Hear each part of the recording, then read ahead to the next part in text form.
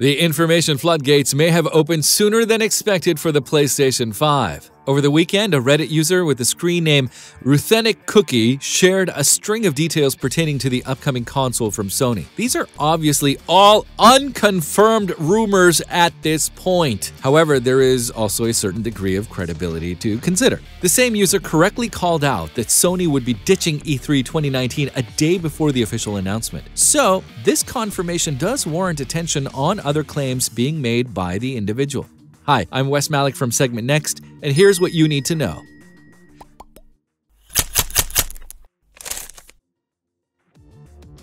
Sony is said to have already sent out developer kits for the PS5 to nearly every major developer in the scene, including both first- and third-party studios. There's no word on the architecture, but looking back at how the PS4 was hailed by many for its developer-friendly nature, the PS5 should offer the same in that regard.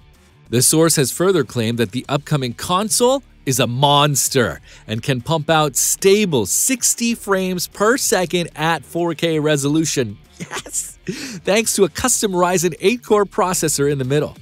Without the full system specifications, or at least a metric, it would be difficult to ascertain the power levels of the PS5 because even the PS4 Pro can manage the same in certain environments.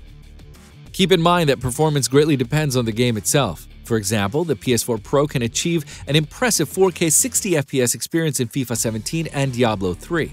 But the numbers dip to 4K 30 FPS in much demanding games like The Elder Scrolls Online and The Last of Us Remastered. It would be exceptional if franchises like Battlefield are able to dish out 4K 60 FPS on the PS5. The current generation made it clear to Sony that there is still a demand for backwards compatibility.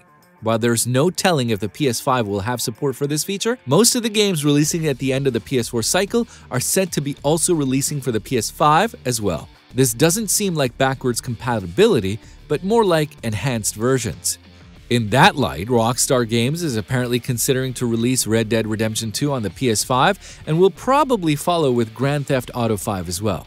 Anthem is another game being tested on the PS5. Unfortunately, it's been indicated that the Destiny-esque project is a mess on current generation consoles. BioWare is likely going to push back the release date, resulting in either better optimizations or a stripped-down version, which implies that Anthem will only release with all of its bells and whistles on the PS5. Death Stranding, Ghost of Tsushima, and The Last of Us Part 2 will be launch titles for the PS5. Yes! Sony does not plan to keep them as exclusives since all three were advertised for the PS4. So it seems like that they will release simultaneously across both consoles. Sony is said to be all set for a small reveal in mid-2019. The console itself will likely not be shown to the public until PSX 2019, where the company plans to make all of the grand announcements. As for the release date, the PS5 is looking at an official launch in November 2020 for $500. I gotta start saving up. The upcoming console will not be the only new hardware on the docket. There will be also a new PSVR with better tracking capabilities.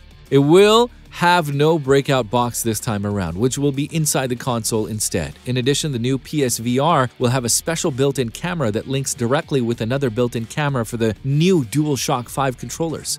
Sony is bringing out new PS Move controllers as well, alongside something close to the Power Glove of Nintendo, at least in terms of functionality. What do you make of all these claims? Let us know in the comments below. Anthem is currently scheduled for release on February 22, 2019. If it is going to be delayed, like the source claims, then an announcement will have to be made either before or after the holidays. Should that come to pass, it will confirm the legitimacy of the other claims about the PS5.